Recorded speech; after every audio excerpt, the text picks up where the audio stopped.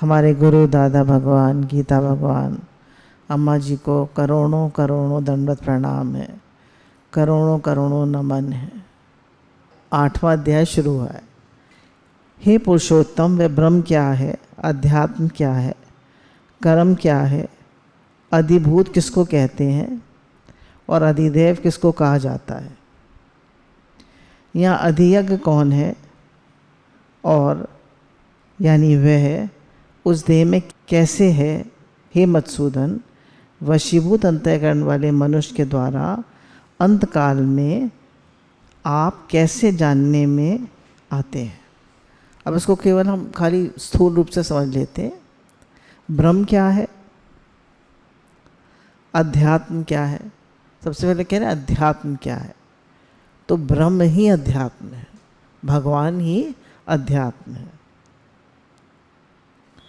अधिदेव क्या है, ब्रह्मा जी ही अधिदेव है और अधियज्ञ कर्म है।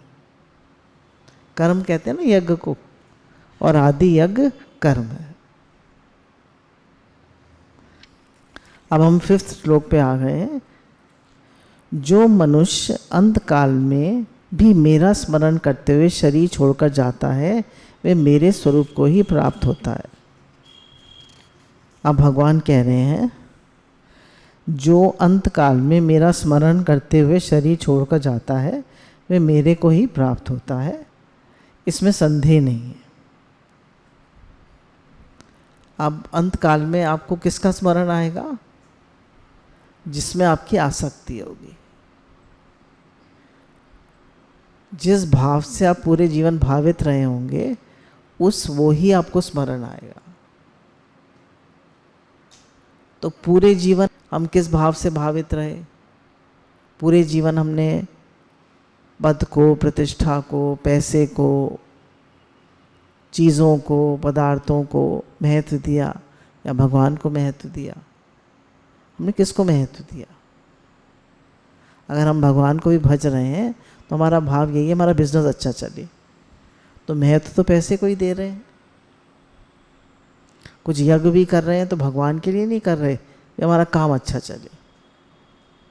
तो महत्व किसका है, काम का।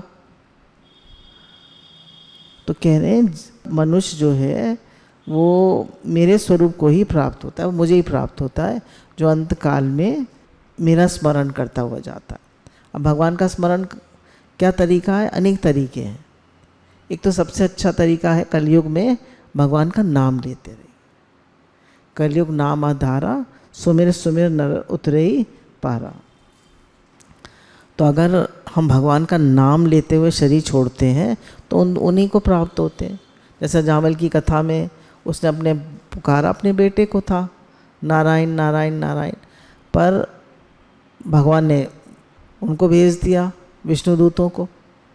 यमदूत भी आ गए क्योंकि वो उसका आचरण ठीक नहीं था अजामिल का।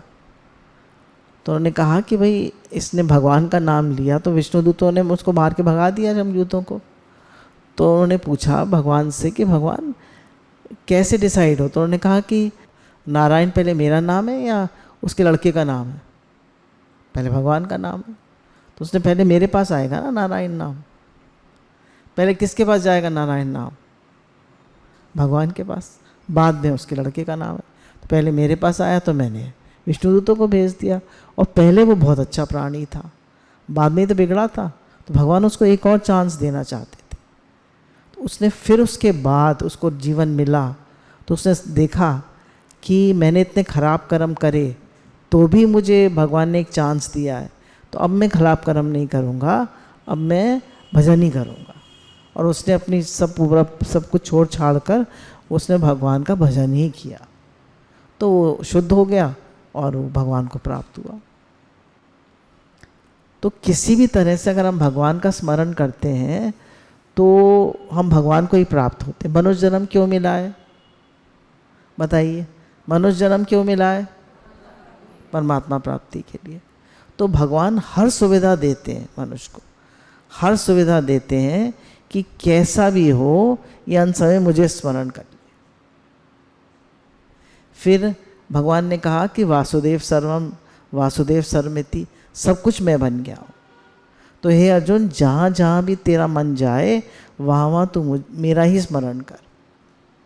तो अगर हम भगवान के समग्र रूप को जानते हैं, हम ये जानते हैं कि सब कुछ भगवान बन गए हैं, तो जो भी हमें दिख रहा है तो हम क्या कहेंगे? है ही भगवान। तो जहाँ भी हमारा मन जा रहा है हम क्या कहेंगे? है ही भगवान। तो अंत समय में हमारा मन कहीं भी जा रहा है तो हमने अगर कह दिया है ही भगवान, तो फिर क्या है ही भगवान। समझ रहे हैं आप? भले ही बेटे में जा रहा है पर हमने क्या कहा? है ही भगवान। तो भगवान के समग्र रूप को जानने का क्या लाभ हुआ? कहीं भी हमारा मन गया तो हमने उसको भगवान से जोड़ दिया, तो हम भगवान को ही प्राप्त होंगे। भगवान ने एक ये विशेष छूट दी हुई है कि मरणासन व्यक्ति कैसा भी आचरण रहा हो, कैसा ही भाव रहा हो, किसी भी तरह का जीवन बीता हो, पर अंत काल में वह भगवान को याद कर ले तो उसका कल्याण हो जाएगा। कैसा भी आचरण रहा हो, कैसा भी जीवन उसने जिया हो, पर अंत काल में वो भगवान को स्मरण कर ले तो उसका कल्याण हो जाता है। भगवान ने जीव का कल्याण करने के लिए ही उसको मनुष्य शरीर दिया है। जीव ने उस मनुष्य शरीर को स्वीकार किया है, अतः जीव का कल्याण हो जाए तभी भगवान इस जीव को मनुष्य शरीर देना और जीव का मनुष्य शरीर लेना सफल होगा। मनुष्य शरीर कब सफल होता है? जब उसका कल्याण हो जाए। परंतु वह अपना उद्धार किए बिना ही आज दुनिया से विदा हो रहा है, इसके लिए भगवान कहते हैं भैया तेरी और मेरी दोनों की इज्जत रह जाए। भगवान क्या कहते हैं? तेरी और मेरी दोनों की इज्जत रह जाए। अब आप लोग जो बहुत नाम जप करते हैं, और आज जैसे गुरुजी ने बताया कि हमारे आचरण भी शुद्ध हो, है ना, नाम जप भी करें, हमारे आचरण भी शुद्ध हो, हम पूरी प्लैनेट अर्थ के लिए भी कुछ करें। जैसे जब हम नाम जप करते हैं तो पूरी सृष्टि को शांति मिलती है, सब जीव प्राणियों को शांति मिलती है, क्योंकि हमारे अंदर से ऐसे वाइब्रेशंस निकलते हैं जिससे सबको शांति मिलती है। नाम जप खाली हमारा ही उद्धार नहीं करता, हमारे अंतःकरण को शुद्ध नहीं करता, सबको शांति देता है, पूरी सृष्टि को शांति देता है। तो जब आप नाम जप करते हैं, भगवान ने कहा सब यज्ञों में जप यज्ञ में, भगवान ने कहा ना गीता में, सब यज्ञों में जप यज्ञ में हूँ। तो सबसे बड़ा यज्ञ कौन सा है? जप यज्ञ। तो अगर आप जप कर रहे हैं तो आप सबसे बड़ा यज्ञ कर रहे हैं। और कीर्तन कर रहे हैं तो कीर्तन तो इतने सारे लोग मिलकर करते हैं। जैसे गुरुजी ने बताया कि जब हम लोगों ने गुरुजी के नाम हमने वो किया, यज्ञ किया, तो पूरी ग्लोबल वार्मिंग को कितना फ़र्क पड़ा। कितनी अच्छी बात है, हमें तो पता ही नहीं थी ये बात। तो आपका एक एक कर्म, आप जितना यज्ञ कर, जितना जप करेंगे, जितना नाम लिखेंगे, जितना भगवत भाव में रहेंगे, जितना शुक्रानों में रहेंगे, उतना आप पूरी पृथ्वी को शांति देंगे। आप अपने भावों को शुद्ध रखिए, खूब जप करिए। बड़ा नाम नहीं लिया जाता तो श्री कृष्ण करिए, राधा राधा करिए, हे नाथ करिए, भगवान को याद करते रहिए। उससे आप अपने ही अंतःकरण को शुद्ध नहीं कर रहे, आप पूरी पृथ्वी को शुद्ध कर रहे हैं, पूरी अर्थ प्लैनेट को शुद्ध कर रहे हैं। अतः हर एक मनुष्य के लिए सावधान होने की ज़रूरत है कि वह सब समय में भगवान का स्मरण करे, कोई समय खाली ना जाने दे, क्योंकि अंत काल का पता नहीं है कि कब आ जाए। वास्तव में सब समय अंतकाल ही है। कह रहे हैं वास्तव में सब समय अंतकाल ही है। अब हम सोचते हैं अभी तो हम बहुत जिएंगे, 80 साल का आदमी भी मरने को तैयार नहीं है, अभी तो हम बहुत जिएंगे। ये बात तो है नहीं कि कितने वर्ष, इतने महीने और इतने दिन के बाद मृत्यु होगी। देखने में तो यही लगता है कि गर्भ में भी कई बालक मर जाते हैं, कई जन्मते ही मर जाते हैं, कई कुछ दिन में, महीनों में, वर्ष में मर जाते हैं। इस प्रकार मरने की चाल हरदम चल ही रही। कह रहे कोई घर में ही मर जाता है, कोई पैदा होते ही मर जाता है, कोई 1-2 वर्ष का ही मर जाता है। तो मरने की चाल तो चल ही रही है। तो हर समय हमारा अंत समय हो सकता है। ऐसा है कि अब हम काम कर रहे हैं, मानिए हम अपने लैपटॉप पे काम कर रहे हैं, हम कंप्यूटर पर काम कर रहे हैं। अब क्या करें, कैसे भगवान का स्मरण करें? तो शुरू में कर लें, बीच में जब याद आ जाए तब कर लें, और अंत में कर लें कि भगवान आपका काम कर रहे हैं, आपके लिए कर रहे हैं, आपका काम है। ये अर्जुन, तो जो हवन करता है, जो यज्ञ करता है, जो कर्म करता है, जो खाता है, जो पीता है, जो कर्म करता है, सब मेरे ही अर्पण कर। जो करता है तो मेरे ही अर्पण कर, तो तू मुझे ही प्राप्त होगा। तो अब आप जो भी कर रहे हैं आप भगवान के अर्पण कर दीजिए। अब सुबह शुरू में याद करिए, बीच में याद करिए, जब जब याद आ जाए तब ये याद कर लीजिए, हे नाथ आपके लिए कर रहे हैं जो काम कर रहे हैं। और अंत में तो याद करिए, भगवान आपके बहुत शुक्राने, आपके लिए किया। कृष्ण अर्पण कर दीजिए, कृष्ण अर्पण, कृष्ण अर्पण, तो मुझे ही प्राप्त होगा।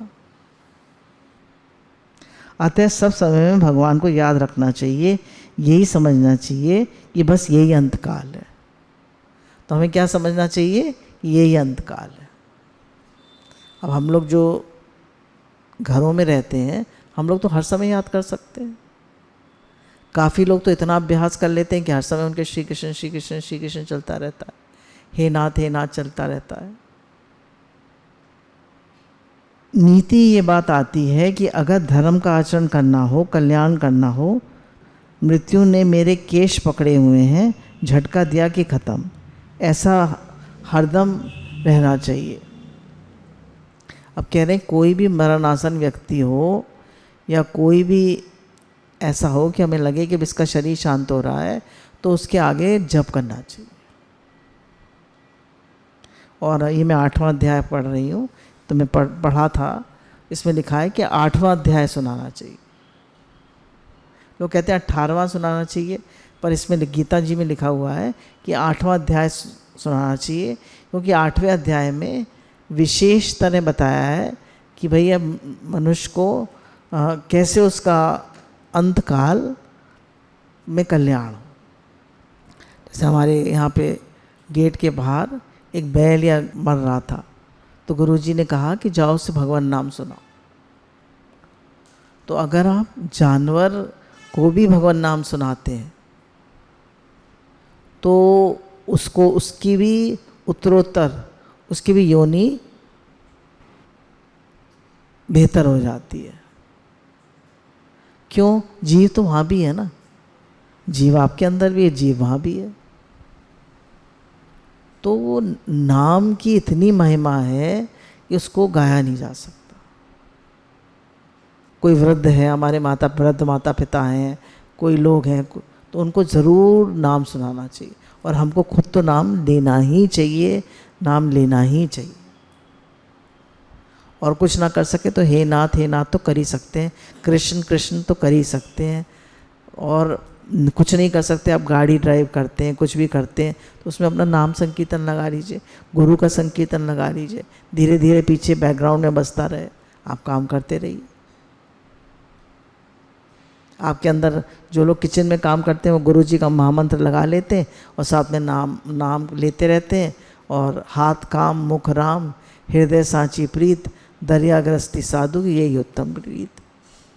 हाथ काम में रहे, मुख में भगवान का नाम हो और हृदय में भगवान की प्रीत हो, यही उत्तम रीत है। और हमारा भाव रहे, सब है ही भगवान। तो जहाँ भी मन जाएगा हमारा भाव, मन क्या कहेगा? है ही भगवान। कह रहे हैं अगर भगवान नाम की इतनी महिमा है, अगर कोई बेहोश हो जाए तो उसके पास भगवान नाम जप कीर्तन करना चाहिए, जिससे उस मरणासन व्यक्ति के सामने भगवत संबंधी वायुमंडल बना रहे। अगर कोई बेहोश भी हो जाए तो हम कह रहे हैं वो तो सुन नहीं रहा, नहीं, उसके चारों तरफ, अगर वो कोमा में भी है तो उसके चारों तरफ भगवान नाम संबंधी वायुमंडल बन जाता है, वैसा ऑरा बन जाता है।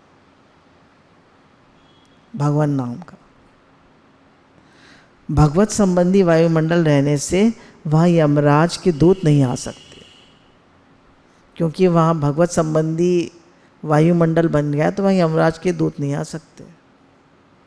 जब अजामिल की मृत्यु के समय नारायण नाम का उच्चारण करने से तो वहाँ यमदूत नहीं आ पाए, पार्षद ही आए। अंतकाल में स्मरण का तात्पर्य है कि उसने भगवान का जो स्वरूप मान रखा है उसकी याद आ जाए, अर्थात उसने पहले राम, कृष्ण, विष्णु, शिव, शक्ति, गणेश, सूर्य, सर्वव्यापक विश्व रूप परमात्मा आदि जिस स्वरूप को भी मान रखा है उस स्वरूप के नाम, रूप, लीला, धाम, गुण, प्रभा आदि को याद रखें। कह रहे पांच भगवान बताए गए। कौन कौन से? राम, कृष्ण, विष्णु, शिव, शक्ति कौन हुई? देवी माता, गणेश और सूर्य। 7 हो गए, क्योंकि उन्होंने राम और कृष्ण विष्णु से अलग कर दिए। वैसे 5 होते हैं, क्योंकि राम और कृष्ण विष्णु के ही रूप हैं। कह रहे हैं अगर हम भगवान की किसी लीला को भी याद आ जाए, हमें भगवान का नाम भी याद आ जाए, भगवान का धाम भी याद आ जाए, कुछ भी याद आ जाए, तो भगवान की इनमें कितनी दया है कि वो हमारा कैसे न कैसे वो चाहते हैं कि इसका कल्याण हो जाए। भगवान क्या करते हैं? चाहते हैं कि हमारा कल्याण हो जाए, क्योंकि मनुष्य शरीर मिला ही कल्याण करने के लिए। तो हर तरह ये चाहते हैं कि किसी न किसी तरह इसका कल्याण हो जाए, और जिस भाव से भी हम पूरे जीवन भावित रहें वही हमें प्राप्त होगा। कह रहे हैं जब भगवान की याद रहती है तो मैं शरीर हूँ, शरीर मेरा है, ये याद नहीं रहता। अब कह रहे हैं कि कोई व्यक्ति जीवन भर भगवान के नाम से विमुख रहा तो उसका कल्याण कैसे होगा? तो कह रहे हैं अंत का समय में उसकी कोई विशेष कृपा हो जाए उस पर, तो उसको भगवान का नाम याद आ सकता है। जैसे उसको नाम, लीला, चरित्र सुनाया जाए भगवान का, कोई भक्तचरित्र सुना दीजिए। जैसे गुरुजी बताते हैं कि उनकी दादी रोज़ वो पढ़ा करती थी भागवत जी। उंगली पढ़ना नहीं आता था, पर उंगली चलाती रहती थी, याद हो जाती ना पुराने लोगों को, उंगली चलाती रहती थी और रोज़ पढ़ती थी। तो बच्चे लोग याद दिला सकते हैं अपनी दादी को। और आपके सामने कोई आपके बच्चे नहीं भी मानते हो तो उन्हें भगवान का नाम सुनाइए। किसी का तबीयत भी खराब हो तो भी उसको नाम सुनाइए, उसको शांति मिलेगी। कह रहे हैं अगर किसी का प्राण अयोध्या, मथुरा, हरिद्वार, काशी, वृंदावन में छूटे तो धाम की कृपा से उसको भगवान की स्मृति हो सकती है।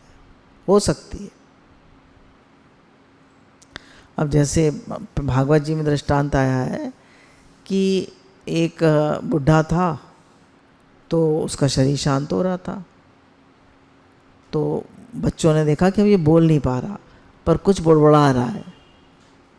तो बच्चों ने डॉक्टर को बोला है, बोले हो सकता है भाई गड़ा हुआ धन कहाँ रखा है बता रहा हो। तो उन्होंने डॉक्टर को बुलाया, उसने इंजेक्शन लगाया, बोले 1000 का इंजेक्शन लगेगा। पुरानी ज़माने की बात है, लगाया इंजेक्शन। तो बोला देखो तुम लोग क्या कर रहे हो, बछड़ा झाड़ू खा रहा है, तुम रोक भी नहीं रहे। बछड़ा झाड़ू कह के मर गया। कहाँ जाएगी उसकी आसक्ति? घर में आसक्ति है ना। जीवन भर हमने काम किया, बस ना, खाली काम किया, भगवान का नाम नहीं लिया, किसी की सेवा नहीं करी, कुछ नहीं किया, सत्संग नहीं सुना। ऐसे ही उन्होंने कहा भैया बड़ा, सब बेटे आके खड़े हो गए, पिताजी का शरीर शांत हो रहा था। बोले बड़ा कहाँ है? बोला मैं हूँ पिताजी। बोले बीच वाला कहाँ है? बोला मैं हूँ पिताजी। तीसरा कहाँ है? मैं हूँ। बोले छोटा कहाँ है? बोले छोटा वाला मैं हूँ पिताजी। बोले दुकान कौन गया है? तो अंत में भी दुकान याद है। और जिन्होंने बहुत माला फेरी होती है, ये कभी आए थे, उनकी काफ़ी तबीयत ख़राब हो गई थी, तो कह रहे थे मेरे हाथ में बटन था तो मैं बेहोश हो गया था, शरीर बेहोश हो गया था, तो मैं बटन को ही वो करता रहता था, मतलब घुमाता रहता था कि मुझे इतनी आदत पड़ गई थी सुमिरनी माला करने की, मैं बटन से ही माला करता रहता था। मतलब बेहोशी में भी वो बटन से माला कर रहे थे। एक हमने देखी थी यहाँ पे, हम घर के पास ही ले गए थे दिखाने कि वो कोमा में थी और उनका हाथ बराबर माला कर रहा था। इतना अभ्यास हो जाता है। मनुष्य एक अभ्यास है। जीवन भर हमने क्या अभ्यास किया? जीवन भर हमने क्या अभ्यास किया? हमारा ध्यान पैसे में रहा, घर वालों में रहा, शरीर में रहा, कहाँ रहा हमारा ध्यान? पद प्रतिष्ठा में रहा। तो हमें ये पक्का रहना चाहिए कि इस संसार के मालिक भगवान है। सबसे ज़्यादा महत्व भगवान का, वही हमें चला रहे हैं, वही हमारी आत्मा है। तो हमें उन्हें याद करना है, उनका स्मरण करना है।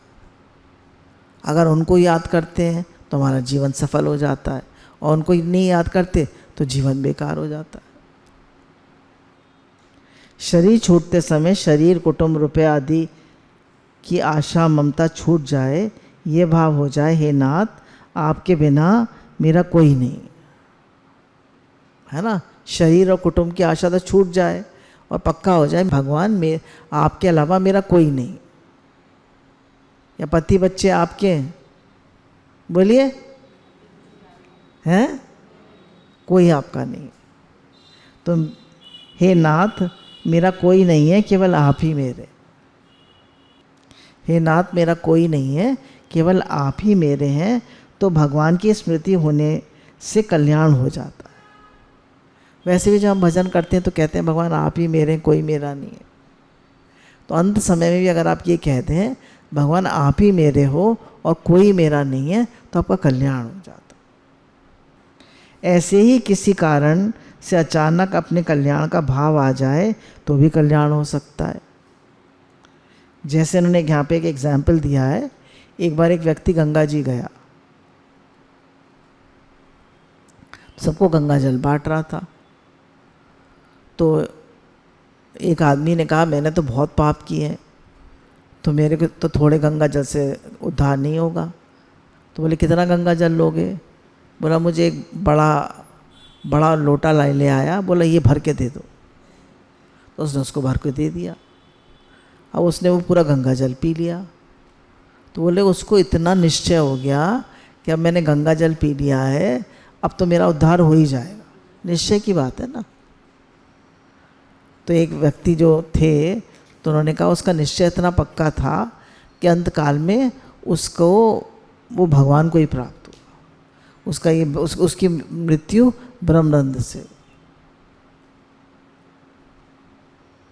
तो जिस निश्चय से मनुष्य भावित रहे, जो उसको स्मरण हो जाए, जो निश्चय हो जाए, तो हमें ये पक्का होना चाहिए कि ये मेरा अंतिम जन्म है और भगवान का नाम लेते हुए ही मेरा ये प्राण छूटे। और नहीं तो मुझे ये पक्का रहे जहाँ जहाँ भी मेरा ध्यान जाए वहाँ है ही भगवान। कहीं भी मन जाए है ही भगवान। कह रहे हैं अगर किसी भी को भी आप नाम सुनाते हैं किसका कल्याण हो जाए तो उस व्यक्ति का कल्याण हो जाता है, उसका कल्याण हो जाए। कह रहे हैं संत महापुरुष के प्रभाव की विचित्र बातें आती हैं। यदि संत महापुरुष किसी मरणासन व्यक्ति को देख ले, अथवा उसके मृत शरीर मुर्दे को देख ले, अथवा उसकी चिता की धुएं को देख ले, अथवा चिता की भस्म को देख ले, तो भी उसके जीव का कल्याण हो जाता।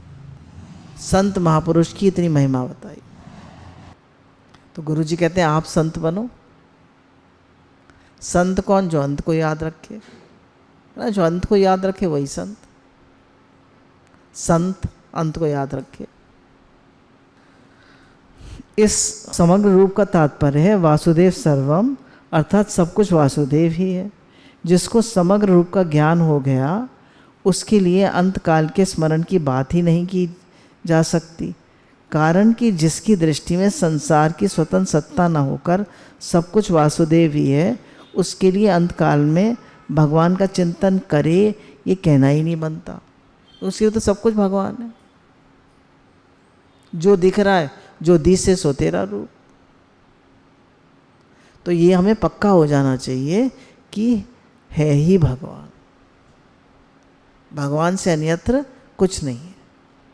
जैसे समान मनुष्य मैं हूँ, इस अपने होनेपन का किंचन मात्र भी स्मरण करना नहीं पड़ता, ऐसे उस महापुरुष को भगवान का स्मरण नहीं करना पड़ता। प्रत्युत उसको जागृत, स्वप्न, सुषुप्ति आदि अवस्थाओं में भगवान के होनेपन का स्वाभाविक अटल ज्ञान रहता है कि है ही भगवान, भगवान से अन्यत्र कुछ नहीं। कह रहे अंतकाल में अगर बहुत पीड़ा हो रही है शरीर में, जब बहुत पीड़ा होती है तो हम क्या कहते हैं? हे भगवान, हे भगवान, हे भगवान, हे भगवान, हे भगवान, बचाओ बचाओ बचाओ बचाओ।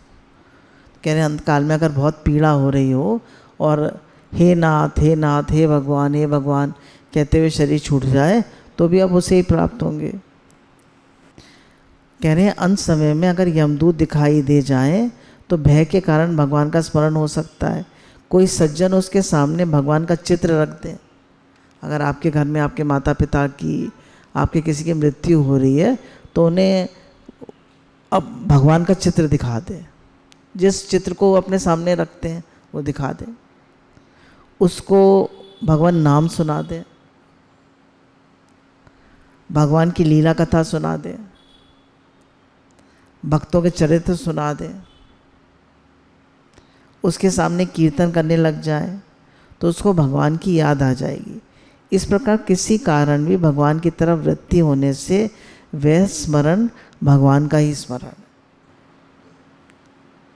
चाहे भगवान का चरित्र सुनाए, चाहे गीता सुनाए, चाहे भागवत सुनाए, चाहे भगवान नाम कीर्तन करें, भगवान की याद दिला। अब परिशिष्ट भाव में कह रहे हैं जो मनुष्य शरीर के रहते रहते अपना उद्धार नहीं कर सका, वह यदि अंतकाल में भी भगवान का स्मरण करते हुए शरीर छोड़े तो वह भगवान को ही प्राप्त होता है, इसमें कोई संदेह नहीं। फिर जो सब समय में भगवान का स्मरण करता है वह अंतकाल में भगवान का स्मरण करके भगवान को प्राप्त हो जाए, इसमें तो कहना ही क्या। भगवान ने मनुष्य को अपना उद्धार करने की बहुत स्वतंत्रता दी है, छूट दी है, किसी तरह से उसका कल्याण हो जाए। यह भगवान की मनुष्य पर विशेष कृपा है। भगवान क्या चाहते हैं कि किसी तरह हमारा कल्याण हो जाए। तो क्या करना है हमें कि भगवान को याद करते रहना है, भगवान का नाम लिखना है, भगवान को याद करते रहना है। अब देखिए भगवान की दया के बारे में कहते हैं ना, भगवान दयालु हैं, कृपालु हैं, भगवान करुणा निधान है। और तभी भगवान हमें सद्गुरु भेजते हैं कि सद्गुरु ही हमें भगवान का नाम देते हैं, भगवान का नाम लिखवाते हैं और हम पर कृपा करके भगवान की याद दिलाते हैं। सारे शुक्राने गुरु के। वास्तव में भगवान की दया सभी प्राणियों पर बिना किसी कारण के समभाव से सदा ही स्वाभाविक है, अतः इसे निर्हेतुक ही कहना चाहिए। परंतु जो मनुष्य भगवान की दया पर जितना अधिक विश्वास करता है, अपने पर जितनी अधिक दया मानता है, वह उनकी दया का तत्व उतना ही अधिक समझता है। कह रहे हैं भगवान की दया तो हर समय हो रही है। जो मानता है कि भगवान की मुझ पर जितनी दया हो रही है तो उतनी दया भगवान की और बरसती है। आप भगवान की जितनी कृपा फील करेंगे उतनी कृपा आपको भगवान की और मिलेगी। जीवों पर भगवान की अपार दया होते हुए भी उसके रहस्य को न समझने के कारण मनुष्य उससे विशेष लाभ नहीं उठा सकते और अपनी मूर्खता के कारण निरंतर दुख मगन रहते हैं। भगवान की दया का महत्व अपार है। उससे जो मनुष्य जितना लाभ उठाना चाहेगा उतना ही लाभ उठा सकता है। भगवान की दया एवं उसके रहस्य और तत्व को बिना समझे वे दया के समान भाव से साधारण फल देती है। उसे जो जितना अधिक समझता है उससे वे उतना अधिक फल देती है। जो अगर हम समझते हैं भगवान की दया है बस ठीक है, पर हम कहते हैं भगवान की तो बड़ी कृपा है, बहुत दया है, तो हमें वो बहुत असाधारण फल देगी। वही नहीं, भगवान के जितने शुक्राने मानेंगे उतना हमें और भगवान की कृपा फील होगी। तो हर बात में सुख हो, दुख हो, हानि हो, लाभ हो, जन्म हो, मरण हो, भगवान की कृपा फील करिए। अनुकूलता हो, प्रतिकूलता हो, भगवान की कृपा फील करिए। हर बात में भगवान की कृपा ही कृपा है। कह रहे हैं कि जैसे किसी दरिद्री के घर में पारस पड़ा हो, पर उसको पता ही नहीं है पारस है, तो उसका लाभ नहीं ले सकता, है ना। पारस से क्या होता है, लोहे को छुओ तो सोना बन जाता है। उसको पता ही नहीं है पारस है, तो समझता साधारण पत्थर है, उसका लाभ ही नहीं ले सकता। ऐसे ही हम सब पर, सब जीवों पर भगवान की दया है, कृपा है। दया मतलब कृपा है, तो हम जानते ही नहीं भगवान की कितनी कृपा है। तो हर हाल में शुक्राना मानिए, भगवान की कृपा को फील करिए। हे अर्जुन, मेरा भक्त मुझे संपूर्ण भूत प्राणियों का सुहृद, स्वार्थ रहित, दयालु और प्रेमी तत्वतः जानकर शांति को प्राप्त होता है। क्यों ना हो। हम प्रत्यक्ष देखते हैं जब किसी साधारण राजाधिराज या सेठ साहूकार के विषय में हमारा ये विश्वास हो जाता है कि अमुक राजा या सेठ बड़ा दयालु है और शक्तिशाली है, वह सब पर दया करता है एवं मुझे मिलना चाहता है और प्रेम करना चाहता है, तो हमें कितना आनंद होता है, कितना आश्वासन मिलता है, कितनी शांति मिलती है, एवं किस प्रकार उससे मिलकर उसकी दया का लाभ उठाने की चेष्टा होती है। फिर सर्वशक्तिमान असंख्य कोटि ब्रह्मांडों के मालिक भगवान के विषय में जिसको ये विश्वास हो जाए कि भगवान परम दयालु, सबके सुहृद हैं, वे मुझसे प्रेम करना चाहते हैं, मुझ पर उनकी अपार दया है, मिलने की इच्छा वालों से वे स्वयं मिलना चाहते हैं, है ना। वो स्वयं मुझसे मिलना चाहते हैं। भगवान ने कहा ना, मैं तो अपने भक्त से मिलना चाहता हूँ। और हम सभी, सब मम प्रिय सब मम उपजाए, सब मेरे प्रिय हैं, सबको मैंने उत्पन्न किया है। तो कह रहे हैं अगर भगवान की दया पर भी, भगवान की कृपा पर भी विश्वास हो जाए कि भगवान की कृपा तो बरस ही रही, चाहे अनुकूलता हो चाहे प्रतिकूलता हो, भगवान की कृपा है, कृपा है, कृपा है। तो हम पर भगवान की कृपा बरसेगी। हर हाल में भगवान की कृपा फील करें। तो आज हमने यही समझा कि अंत काल में अगर हम भगवान का स्मरण करते हुए शरीर छोड़ेंगे तो भगवान को ही प्राप्त होंगे, हमको सबको पता है। तो पर अगर हम भगवान के समग्र रूप को समझ लेते हैं कि सब कुछ भगवान बन गए, है ना, तो कहीं भी हमारा मन जाए, अर्जुन जहाँ जहाँ भी तेरा मन जाए वहाँ वहाँ मेरा स्मरण कर, वहाँ मुझे दिखा, वहाँ मेरा रूप दिखा। तो हम भगवान का रूप देखें, वहाँ भी पक्का हो जाए हमें कि भगवान ही है सब रूप में। और कोई मरणासन व्यक्ति हो तो उसको नाम सुनाए, उसको चरित्र सुनाए, भगवान का गीता सुनाए, मतलब उसको भगवान की कोई ना कोई बात सुनाए, तो उससे वैसा ऑरा वायुमंडल क्रिएट हो जाता है। भगवान की फोटो दिखाए तो भगवान चाहते हैं कि हर जीव का कल्याण हो, और जीवन भर कैसा भी आचरण रहा हो, अंत समय भी अगर भगवान को याद कर लेगा तो उसका कल्याण हो जाए। तो भगवान गीता में कह रहे, मैं तो अपने आप नहीं बता रही। तो आप अंत समय का वेट मत करिए, हर पल के अंत में भगवान को याद करिए, खूब भगवान को याद करिए। और जब आप भगवान का नाम लेते हैं तो आपका हित नहीं होता, पूरी दुनिया का हित होता है। गुरु भगवान के अनंत अनंत शुक्राना।